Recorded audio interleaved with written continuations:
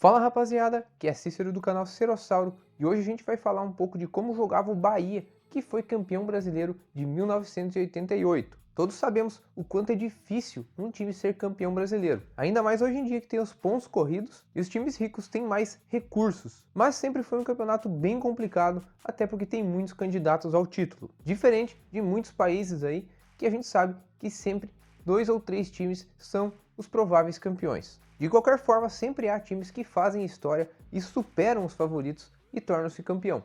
Foi o que o Bahia de 1988 fez. Esse vídeo foi uma sugestão do parceiro do canal, o Joel Tomé. O treinador da equipe era o carioca Evaristo de Macedo, que já havia ganhado alguns campeonatos baianos com o Bahia em passagens anteriores pelo clube. Falando em campeonato estadual, os anos 80 foi dominado pelo Sport Clube Bahia, no cenário baiano, vencendo os estaduais de 81, 82, 83, 84, 86, 87 e 88 também. Por isso, faltava algo maior e a diretoria resolveu investir em alguns reforços, como o lateral direito Tarantini, o goleiro Sidmar, o zagueiro Neumar e também o volante Paulo Rodrigues.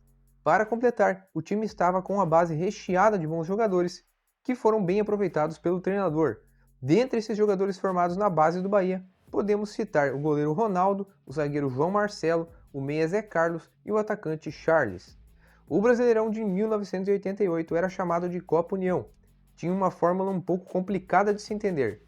Eram 24 clubes que foram divididos em 2 grupos. No primeiro turno, os clubes de um grupo enfrentavam os clubes de outro grupo. No segundo turno, todos os jogos foram entre clubes do mesmo grupo.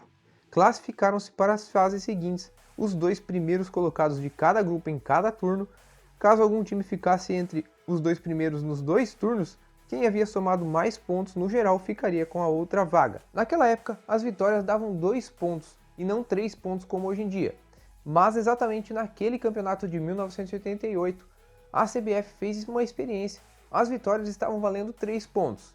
E ainda se tivesse empate, havia uma disputa de pênaltis que poderiam valer pontos extras ao final da partida. Mas na fase mata-mata, valeriam 2 pontos as vitórias. Que bagunça, né? O início do Bahia na competição não foi lá dos melhores. Nas 8 primeiras partidas, 3 ele venceu e as 3 foram dentro de sua casa, mostrando a força aí que tinha quando jogava na Fonte Nova. A primeira vitória fora de casa foi diante do São Paulo no Morumbi, quando venceu por 2-0 com um show de Bobô.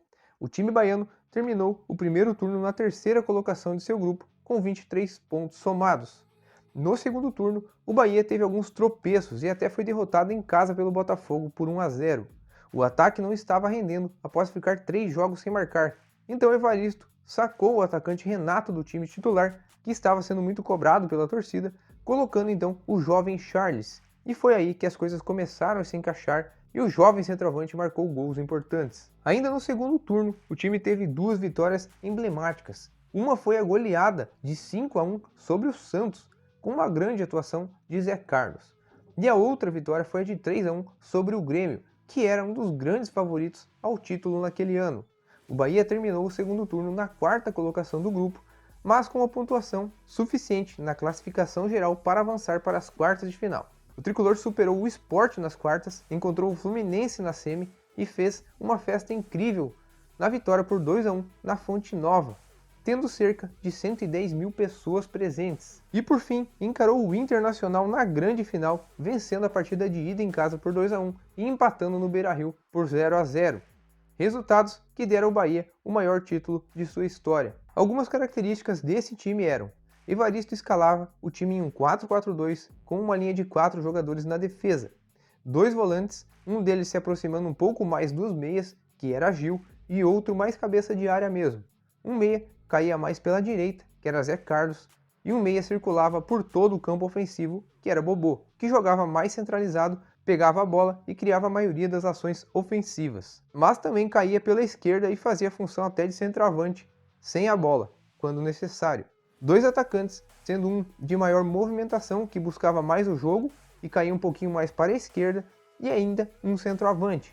O time tinha um grande repertório ofensivo, ou seja, não investia em jogadas só de cruzamento para a área ou tabelas com passes curtos, mas fazia de tudo. Gols em velocidade, em roubadas de bola, devido a uma pressão sobre o adversário, em jogadas de linha de fundo, chutes de fora da área, entre outros. mas a maioria das jogadas eram criadas pelo lado direito do campo, que tinha o inspirado Zé Carlos, que foi vice-artilheiro do campeonato com 9 gols anotados, e que também contribuiu com muitas assistências. Além disso, o lateral Tarantini, que ao subir ao ataque auxiliava na criação de jogadas perigosas, fazendo então Zé Carlos centralizar um pouco mais nesses lances. A equipe mostrava uma grande consistência defensiva e jogadores frios, que conseguiam suportar a pressão principalmente nos momentos mais difíceis. Tanto é que a equipe cresceu de rendimento justamente na reta final e não perdeu fora de casa no mata-mata. Vamos então conhecer os jogadores e como era escalado esse time do Bahia. Sidmar começou como titular no gol, porém, como o campeonato acabou sendo longo e terminou somente em fevereiro de 89, alguns jogadores tinham contrato até dezembro de 88 e acabaram saindo do time na fase final. Sidmar foi um deles. Era um goleiro de baixa estatura, mas com grande impulsão. Foi para o futebol japonês nos anos 90 e ficou no país asiático, trabalhando em vários clubes como treinador de goleiros. Ronaldo foi o goleiro que assumiu o lugar de Sidmar e foi ainda melhor, sendo um paredão nas horas decisivas. Mostrou-se um goleiro muito seguro e de grande elasticidade. Na grande final contra o Internacional, brilhou e tornou-se um ídolo do clube. Na lateral direita, Zanata era grande destaque do time. Um lateral de grande aptidão ofensiva e técnica, que trocou o Bahia pelo Palmeiras no início do Brasileirão de 88. Jogou poucas partidas, mas esteve no elenco. Tarantini assumiu a titularidade e foi muito bem, principalmente defensivamente. Não tinha o mesmo apoio de sucesso que Zanata tinha, mas em compensação reforçou demais o sistema defensivo pelo lado direito e foi um dos motivos para a baixa quantidade de gols que o time baiano sofria. João Marcelo era o zagueirão que atuava mais pela direita, um jogador de muita força física e frieza, que vendo-o jogar parecia até fácil tirar bolas dos atacantes e sair jogando com tranquilidade e bons passes. No ano seguinte, transferiu-se para o Grêmio e em 93 foi vice-campeão brasileiro jogando pelo Vitória. Pereira era o zagueiro titular no início da competição e estava em grande fase, não só defensivamente, mas anotando gols em cobranças de falta e de cabeça. Assim como Sidmar, seu contrato se encerrou no final daquele ano e foi então para o Guarani, onde também jogou muita bola. Claudir assumiu a posição na fase final e era um zagueiro bem menos técnico que Pereira, mas que fazia muito bem o feijão com arroz, não comprometendo e sendo um bom parceiro para João Marcelo. Paulo Robson jogava na lateral esquerda e era um lateral que apresentava uma regularidade absurda dentro de campo, sempre mantendo o nível das atuações. Era também um lateral mais defensivo, que não subia tanto ao ataque, tinha um bom passe e foi muito importante na conquista. Paulo Rodrigues era o volante mais marcador, mas não era só bom defensivamente, era um volante moderno, com um ótimo passe e lançamento. Foi um dos grandes nomes do time campeão de 88. A torcida o idolatrava e sua convocação para a seleção foi muito clamada, mas nunca ocorreu. Continuou no Bahia até 1992. Gil Sergipano jogava como uma espécie de segundo volante, já que ficava maior parte do tempo na marcação, ao lado de Paulo Rodrigues, mas aparecia seguidamente como elemento surpresa no ataque e, como finalizava muito bem, fazia gols importantes, como o da vitória contra o Fluminense nas semifinais. Saiu do Bahia também em 92 e não conseguiu repetir as grandes atuações nos demais times, marcando sua carreira com grande passagem pelo tricolor. Como meia pela direita, o craque Zé Carlos atuava.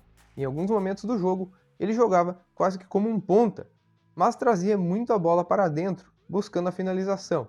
Tanto é que foi o artilheiro do time com 9 gols na competição. Estava em uma fase impressionante para parar ele só fazendo faltas, pois tinha grande habilidade e velocidade. Curiosamente, ele trocou o Bahia pelo Inter no ano seguinte, adversário que o tricolor venceu na grande final do campeonato de 88. O meia central era Bobô, o maior ídolo da história do Bahia. Bobô dispensa apresentações, um jogador fora do normal e completo. Criava jogadas com poucos toques na bola devido à sua visão de jogo apurada. Decidiu a maioria dos jogos no campeonato de 88 e foi o craque da competição ao meu ver.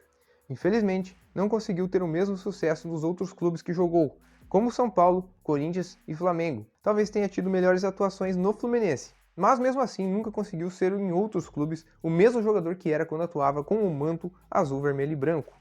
Marquinhos atuava como uma espécie de segundo atacante, mas caía pela ponta esquerda também. Era um jogador desconhecido que encaixou perfeitamente no esquema de Evaristo, um atleta veloz que conseguia atrair a marcação. Ficou no Bahia até 1991 e depois também teve bons momentos no Cruzeiro. Como centroavante, o Bahia começou o campeonato com Renato, que havia brilhado no Campeonato Baiano. Porém, no começo do Brasileirão, o atacante passou por uma má fase e estava perdendo muitos gols. Foi então que Evaristo lançou o jovem Charles, e o garoto da base se tornou uma das estrelas do time e um dos jogadores mais importantes do elenco. Era um atacante veloz e habilidoso que desestabilizou as defesas adversárias. Charles jogou tanta bola que até chegou à seleção brasileira. E olhe que naquela época tínhamos atacantes como Bebeto, Romário, Miller e companhia estourando aqui no Brasil. Charles jogou ainda por Málaga, Boca Juniors, Cruzeiro e Flamengo. O Bahia se mostrou um time muito regular e, principalmente com as vitórias que teve dentro de casa, conseguiu se classificar para a fase de mata-mata. Na fase de mata-mata conseguiu ajeitar ainda mais a defesa, tomou pouquíssimos gols e aí começou a ter resultados também fora de casa, superando então adversários que eram muito mais favoritos do que ele, como o Fluminense e o Internacional. O elenco não era tão qualificado, mas tinha um bom time titular e que foi muito bem montado aí pelo professor Evaristo. Talvez se esse time jogasse hoje os pontos corridos, não fosse campeão, mas provavelmente brigaria aí por uma Libertadores. Porém, em competições em que há mata-mata, quando um time engrena fica muito difícil de parar ele, e foi o que aconteceu com o Bahia, que engrenou na hora certa e ninguém mais conseguiu derrubá-lo. E com a maestria de Bobô no meio de campo, eternizou sua maior conquista. E então, galera, gostaram do vídeo? Se tiverem mais alguma sugestão também de algum time histórico, é só colocar nos comentários que eu posso vir a fazer. Se gostaram do vídeo, eu peço que se inscrevam no canal e também curtam esse vídeo para me ajudar. Muito obrigado pela atenção e um abraço.